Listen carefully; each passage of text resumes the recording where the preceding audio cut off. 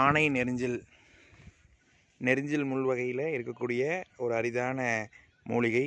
இது ஆனை நெரிஞ்சில்னு பேர். நெரிஞ்சில் முள் மாதிரியே இதில் முள் வரும். நெரிஞ்சில் முள் வந்து கீழே நிலத்தோடு படரும். இது குத்துச்செடி வகையை சார்ந்தது. செடி மாதிரியே மேலே வரக்கூடிய ஒரு செடி.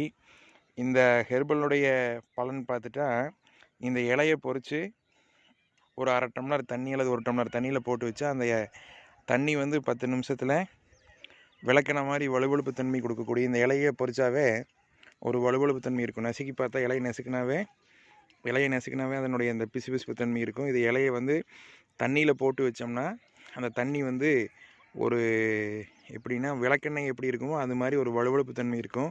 அந்த தண்ணியை தினந்தோறும் காலையில் பல் விளக்கிட்டு வெறும் வயிற்றில் குடிச்சிட்டு வந்துட்டு இருந்தால் சிறுநீரகங்கள் கிட்னி ஸ்டோனில் ப்ராப்ளத்தில் இருக்கிறவங்க, யாருக்கெல்லாம் யூரின் போனால் சூடாக இருக்குது, எரிச்சலாக இருக்குது, உடம்பு ஹீட் இருக்கிற பாடி ஹீட்டை தணிக்கும்.